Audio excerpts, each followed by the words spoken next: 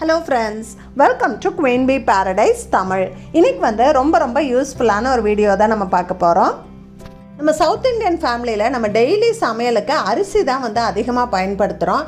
சாதம் வடிக்கிறதுக்கு இட்லி, தோசை, பொங்கல், கலந்த சாதம், பிரியாணி இந்த மாதிரி ஏதாவது ஒரு வகையில் நம்ம அரிசி நம்ம தினமுமே சேர்த்துக்கிறோம். ஆனால் சில சமயம் நம்ம அரிசி சரியாக பார்த்து வாங்காமல் விட்டுட்டோம் அப்படின்னா நம்ம என்னதான் அதை டேஸ்ட்டாக சமைச்சாலுமே, குழம்பு பொரியல் எல்லாம் டேஸ்ட்டாக இருந்தாலுமே நம்ம அந்த சாதத்தோடு சேர்ந்து சாப்பிடும்போது ஏதோ ஒன்று குறையுது, சப்புன்னு இருக்குது அப்படிங்கிற மாதிரி ஒரு ஃபீலிங் இருக்கும். ஸோ அரிசி நம்ம பார்த்து கவனமாக தேர்ந்தெடுக்க வேண்டியது ரொம்பவே அவசியம். ஒரு நல்ல தரமான அரிசியை எப்படி தேர்ந்தெடுக்கிறதுன்னு பார்க்கலாம். இது பிகினர்ஸ்க்கெல்லாம் ரொம்ப யூஸ்ஃபுல்லான ஒரு டிப்பாக இருக்கும். நம்ம எப்போவுமே புழுங்கல் அரிசியெல்லாம் வாங்கும்போது பழைய அரிசியாக பார்த்து வாங்கணும். புது அரிசியாக வாங்கிட்டோம் அப்படின்னா அந்த சாதத்தோட வாசம், அந்த அரோமா அவ்வளோ நல்லா இருக்காது. அது மட்டும் இல்லை, நம்ம சமைச்சதுக்கப்புறம் அந்த அரிசி கஞ்சியாக இருக்கிற மாதிரி இருக்கும். நம்மளுக்கு உபரி நிறையா கிடைக்காது. நம்ம எப்பவும் வைக்கிற அளவில் அரிசி வச்சாலும் கூட அது வெந்ததுக்கப்புறம் சாதம் கம்மியாக இருக்கிற மாதிரி இருக்கும். அதனால் எப்போவுமே பழைய அரிசியாக பார்த்து வாங்கணும். நான் எங்கள் வீட்டில் என்ன அரிசி பயன்படுத்துகிறேன்னு பார்த்தீங்கன்னா புழுங்கல் அரிசி தான் பயன்படுத்துகிறேன். ஸ்ரீ எம்கே நவாப் அக்ஷய பொன்னி ரைஸ் தான் நான் நிறைய நாளாக யூஸ் பண்ணிகிட்ருக்கேன். இது எனக்கு ரொம்ப பிடிச்சிருக்கு. இது பார்த்திங்கன்னா சவுத் இந்தியாவிலேயே விளைய வச்சு மினிமம் 1 வருஷம் பழைய அரிசி தான் இவங்க சப்ளை பண்ணுறாங்க.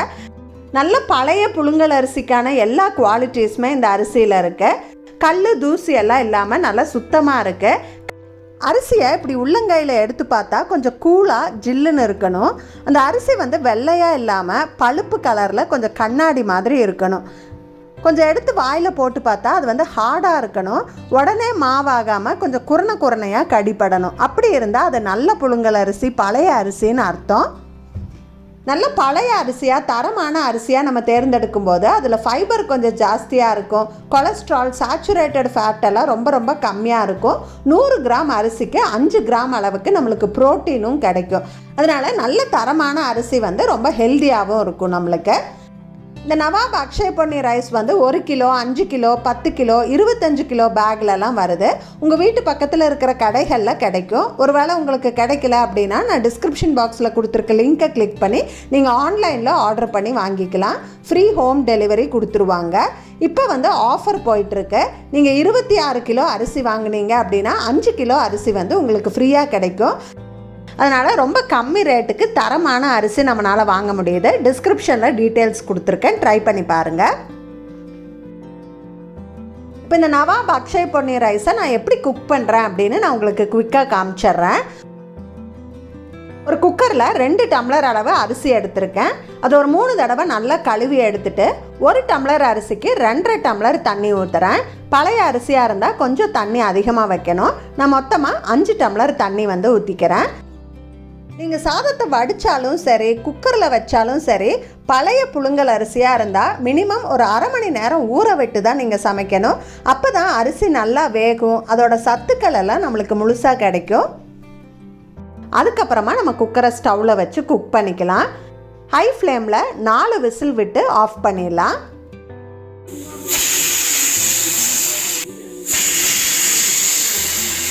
இப்போ ஸ்டீம் நல்லா ஆறிடுச்சு. இப்போ திறந்து பார்க்கலாம். பாருங்கள், சாதம் உதிராக நல்லா வெந்திருக்கு. அதோட அரோமா, அந்த வாசனை ரொம்ப நல்லா இருக்குது. உபரியும் நம்மளுக்கு நிறைய கிடச்சிருக்கு. சாதத்தோட அளவு நல்லா கிடச்சிருக்கு நம்மளுக்கு. இந்த அரிசியில் சாதம் பண்ணி குழம்பு பொரியலோடு சாப்பிட்டாலும் ரொம்ப டேஸ்ட்டாக இருக்குது. இதை புலாவ், பிரியாணியாக செஞ்சாலும் ரொம்ப நல்லா இருக்குது. ஃப்ரைட் ரைஸ், தக்காளி சாதம், லெமன் சாதம், அந்த மாதிரி கலந்த சாதம் செஞ்சாலும் நல்லா இருக்குது. இட்லி, தோசை கூட இதில் ரொம்ப நல்லா இருக்குது. இன்றைக்கி நான் லஞ்ச் பாக்ஸ்க்காக ஹோட்டல் ஸ்டைலில் வெஜ் ஃப்ரைட் ரைஸ் பண்ண போகிறேன். அதனால் சாதத்தை கொஞ்சம் ஆற வச்சு எடுத்துக்கலாம். இந்த மாதிரி பிளேட்டில் போட்டு நான் ஆற வச்சுக்கிறேன். இது ஆறிட்டுருக்கட்டும்.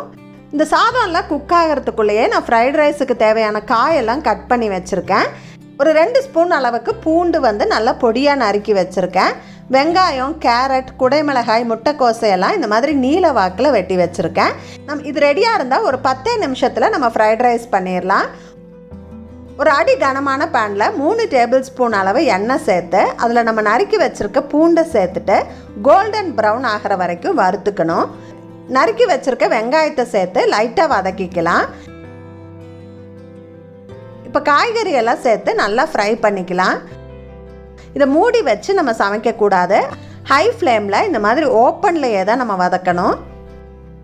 இந்த காய்கறிக்கு தேவையான உப்பு சேர்த்து நம்ம நல்லா வதக்கிக்கலாம். இது வதங்கிறதுக்குள்ளே இன்னொரு பேனில் ஒரு 4 முட்டை உடச்சி ஊற்றி அதில் உப்பு பெப்பர் மட்டும் சேர்த்து இந்த மாதிரி ஸ்க்ராம்பிள் பண்ணி எடுத்துக்கலாம். இது ஆப்ஷனல் தான். நீங்கள் வெஜிடேரியனாக இருந்தீங்கன்னா முட்டைக்கு பதிலாக நீங்கள் பன்னீரை வந்து குட்டி குட்டியாக வெட்டி இந்த மாதிரி ஃப்ரை பண்ணி சேர்த்துக்கலாம். இப்போ காய் நல்லா வதங்கிருச்சு. இதில் ஆற வச்சுருக்க ரைஸ் சேர்த்துக்கலாம். ரைஸுக்கு தேவையான உப்பு, 1 teaspoon soya sauce, 1 teaspoon pepper, நம்ம வறுத்து வச்சுருக்க முட்டை, இதை எல்லாத்தையும் சேர்த்து ஹை ஃப்ளேமில் ஒரு 3-4 நிமிஷம் நல்லா ஃப்ரை பண்ணி எடுத்துக்கலாம். கடைசியாக கொஞ்சம் ஸ்ப்ரிங் ஆனியன், வெங்காயத்தாள்னு சொல்லுவாங்க, அதை தூவி நம்ம கிளறி இறக்கிக்கலாம். இது ஆப்ஷனல் தான், ஆனால் இது சேர்த்தா நம்மளுக்கு ஹோட்டலில் செய்கிற அதே ஃப்ளேவர் கிடைக்கும். அவ்வளோதான், ஹோட்டல் ஸ்டைலில் எக் ஃப்ரைட் ரைஸ் வந்து ரெடி ஆயிடுச்சு. ரொம்ப ஃப்ளேவர்ஃபுல்லாக இருக்கும். சின்ன பசங்களுக்கு ரொம்ப பிடிக்கும். கண்டிப்பாக ட்ரை பண்ணி பாருங்கள். இது ஒரு சூப்பரான லஞ்ச் பாக்ஸ் ரெசிபி. இன்றைக்கி ஃப்ரைட் ரைஸுக்கு மேட்சிங்காக காலிஃப்ளவர் மஞ்சூரியன் வந்து பண்ணியிருக்கேன். ஃப்ரைட் ரைஸ் கொஞ்சம் ட்ரையாக இருக்கிறதால மஞ்சூரியனோட சேர்த்து சாப்பிடும்போது ரொம்ப நல்லாயிருக்கும். ஆனால் காலையில் நேரம் அவசரத்தில் என்னால் ஃப்ரைட் ரைஸ் மஞ்சூரியன் எல்லாம் பண்ண முடியாதுன்னு யோசிக்கிறவங்களுக்கு இதை எப்படி குவிக்காக ப்ரீ பிளான் பண்ணி செய்யலாம் அப்படின்னு ஒரு சில டிப்ஸ் எல்லாம் நான் ஷேர் பண்ணுறேன். இதுக்கு வந்து காலிஃப்ளவரை குட்டி குட்டி பீசஸாக இந்த மாதிரி கட் பண்ணி வச்சுருக்கேன். நம்ம எப்போவுமே காலிஃப்ளவர் வந்து சுடு தண்ணியில் ஊற வைப்போம் இல்லைங்களா, அப்படி பண்ணோம்னா நம்மளுக்கு முந்தின நாளே மேரினேட் பண்ணி ஃப்ரிட்ஜில் வைக்க முடியாது. அதுக்கு பதிலாக நம்ம என்ன பண்ணலாம் அப்படின்னா, நம்ம சுடு தண்ணிக்கு பதிலாக பச்சை தண்ணியை ஊற்றிக்கலாம். இதில் வந்து கொஞ்சமாக மஞ்சப்பொடி, கல்லுப்பு, அப்புறமா ஒரு 2-3 ஸ்பூன் வினிகர் சேர்த்துட்டு நல்லா கலந்து ஒரு 10 நிமிஷம் ஊற விட்டுருங்க. இதெல்லாம் வந்து நம்ம முந்தின நாளே பண்ணி வச்சுக்கலாம். காலையில் நேரம் அவசரத்தில் பண்ணணும்னு அவசியம் இல்லை. ஒரு 10 நிமிஷம் ஊறினதுக்கப்புறமா இதை இந்த மாதிரி வடித்து எடுத்துக்கலாம்.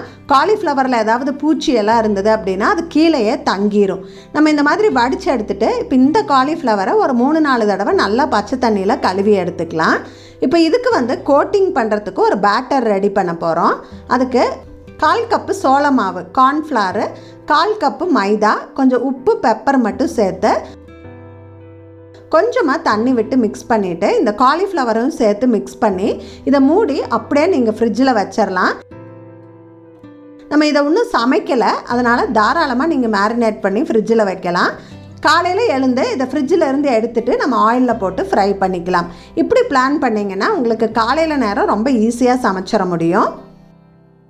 இந்த காலிஃப்ளவரை பொரிக்கிறதுக்கு நான் எண்ணெய் சூடு பண்ணியிருக்கேன். இது கடலை எண்ணெய், உங்களுக்கு எந்த எண்ணெய் விருப்பமோ அந்த எண்ணெய் சேர்த்துக்கலாம். இப்போ இந்த காலிஃப்ளவர் பீஸ் எல்லாம் ஒவ்வொன்றா போட்டு பொரிச்சு எடுத்துக்கலாம்.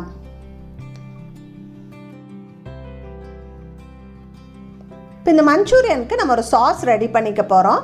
ஒரு பேனில் 2 டீஸ்பூன் எண்ணெய் விட்டு பொடியாக நறுக்கின பூண்டு, பொடியாக நறுக்கின இஞ்சி வந்து சேர்த்து ஃப்ரை பண்ணிக்கலாம்.